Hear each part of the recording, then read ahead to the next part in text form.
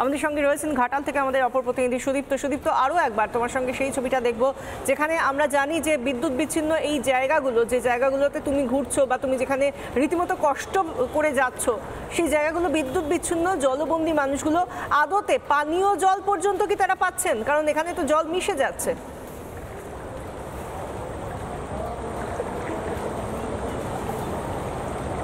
একেবারে দেখো, পানীয় জলেরও কোনো ব্যবস্থা নেই। পানীয় জল পাউচে করে করে পাঠানো হচ্ছে। ঘাটাল সড়কের ওপরে একদম আড়গোড়া চাতালের ওপরে নৌকো চলছে, সেই ছবিটা আমার ক্যামেরা পার্সন মৃন্ময় দেখাচ্ছে। পারাপার করার একমাত্র উপায় কিন্তু এইভাবেই নৌকায় করে। তুমি ভাবতে পারছো একটা রাজ্য সড়কের ওপরে নৌকা চলছে ঘাটালে। এই ছবি তো প্রত্যেকবার আসে, প্রত্যেকবার ফিরে ফিরে আসে। এখানে একজন মানুষ রয়েছেন, আমি একটু কথা বলার চেষ্টা করব তার সাথে, জিজ্ঞেস করব কি বলবেন কাকু, কতক্ষণ ধরে আটকে আছেন এইভাবে? প্রথমেই জানাই আর বাংলার সাংবাদিকদিকে নমস্কার জানাই, আর পশ্চিমবঙ্গবাসী এবং ভারতবাসীকে নমস্কার জানিয়ে বলছি, এই ঘাটালের বন্যার যে জল যন্ত্রণা এটা সারা জীবন ধরেই চলছে। রাজনৈতিক নেতারা আসে ভোটের সময় বিভিন্ন রকম ভাওতা দেয়, সে ভাওতা শুনে শুনে আমরা সারা জীবন ধরেই একই ধরনের ভাওতা দেখছি। কেউ কিন্তু অ্যাকচুয়ালি বন্যাটাকে যে রোধ করতে হবে এবং মাস্টার প্ল্যানটাকে যে রূপায়ণ করে সত্যিকার যে বন্যাটাকে রোধ করতে হবে, এই পরিকল্পনা কিন্তু নির্দিষ্টভাবে নেই। প্রতিশ্রুতি তো আসছে, প্রতিশ্রুতি আসছে, এটা তো আমি শুনছি জ্যোতিবাবু যখন মুখ্যমন্ত্রী হয়েছিলেন তারপর থেকেই মাস্টার প্ল্যান করে বন্যা নিয়ন্ত্রণ হবে, বন্যা রোধ হবে, মাস্টার প্ল্যান হবে, ঘাটালবাসীকে জল যন্ত্রণা থেকে মুক্তি দিবে, কিন্তু সেই মুক্তি তো দেয়নি। এবং উনি তো গত হয়ে গেছে, তারপর তৃণমূল সরকার হলো, দেব তো অনেক বলে গেল যে আমি মাস্টার প্ল্যান না করলে আর আমি সাংসদ হবনি, কিন্তু সেই কথাটা আমি কোনো দেখতে পেলাম না, বাস্তবে তো রূপ হয়েছে।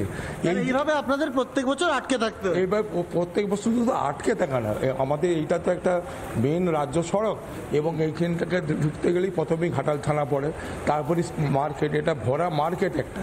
এখানে এই জল জনতা শুধু আজকে দিল না, 1 মাসের জন্য নয়, 10 দিনের জন্য, 15 দিন নয়, কন্টিনিউ দেখা যায় 3 মাস ধরে বন্যাটা হয়। উনি যেটা বলছিলেন যে 3 মাস ধরে কিন্তু বন্যার জল এখানে স্ট্যাক করে থাকে, স্টে হয়ে থাকে, একদম ভরা মার্কেট। তুমি দেখলেই বুঝতে পারবে এটা কিন্তু পুরো একটা বাজার, এটা একদম পুরো বাজার। এবং আড়গোড়ার চাতাল, এইখান দিয়ে কিন্তু থানায় যেতে হবে, হাসপাতালে যেতে হবে, সর্বত্র। তবে ওয়ার্ড থেকে বেরিয়ে যেতে গেলে এইটাই হচ্ছে রাস্তা।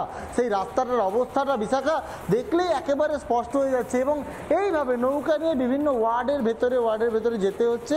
তুমি চিত্রটা আমার ক্যামেরা পার্সন মৃন্ময়কে বলবো দেখানোর জন্য, তুমি বুঝতে পারবে যে কতটা এইরকম। দেখো, নৌকোয় করে তারা বিভিন্ন ওয়ার্ডের ভেতরে যাবে এবং সরকারি নৌকার ব্যবস্থা থাকে বটে, কিন্তু এখনো পর্যন্ত হয়নি। দাদা, তোমরা কোথায় যাবে? জলের স্রোতে কিভাবে নৌকো, কোন ওয়ার্ডে যাবেন দাদা? এইখানেই থাকবেন। এইভাবেই নৌকো নিয়ে যেতে হচ্ছে এবং প্রবল স্রোতের মুখে ঠিক এইভাবেই কিন্তু ঘাটালবাসীকে যেতে হচ্ছে। এই জল যন্ত্রণা কতদিনে কমবে কেউ জানে না বিশাখা, কেউ জানে না।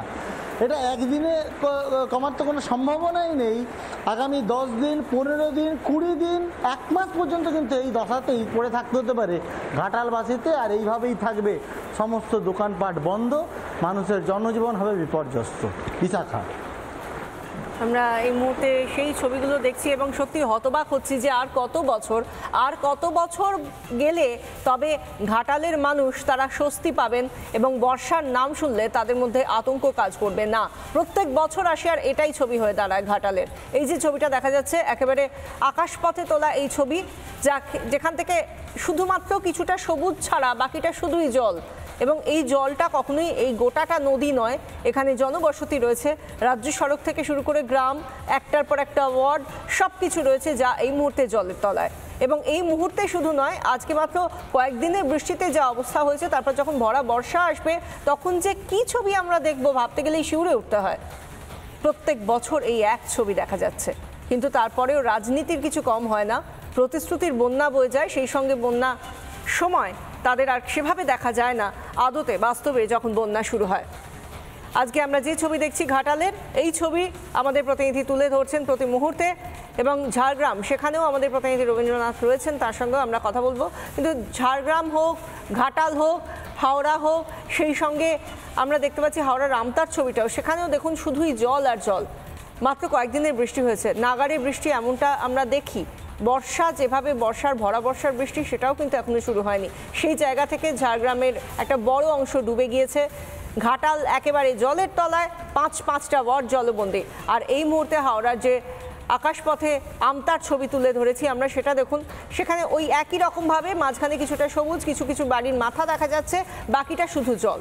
মনে হচ্ছে এই সবুজগুলো আর কয়েকটা বাড়ি, এটা যেন একটা বিচ্ছিন্ন দ্বীপ।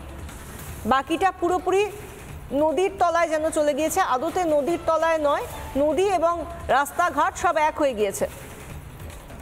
এই ছবি এই মুহূর্তে দাঁড়িয়ে সত্যি ভয় ধরায় যে মানুষগুলো কিভাবে রয়েছেন, তাদের নিত্যদিনের কাজকর্ম, তাদের দৈনন্দিন জীবন, তাদের পড়ুয়াদের জীবন, পড়াশুনো, তাদের এমনকি যেভাবে জল জমে রয়েছে সেখানে কোনো রকমভাবে কোনো অ্যাম্বুলেন্স ঢুকবে না।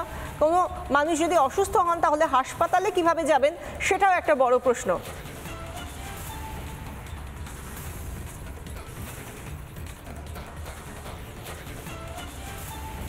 নানা ধরনের কন্টেন্ট দেখার জন্য লাইক করুন, শেয়ার করুন আমাদের ফেসবুক পেজ, সাবস্ক্রাইব করুন আমাদের ইউটিউব চ্যানেল। পাশাপাশি অন্যান্য ব্রেকিং নিউজের জন্য অবশ্যই চোখ রাখুন রিপাবলিক বাংলায়।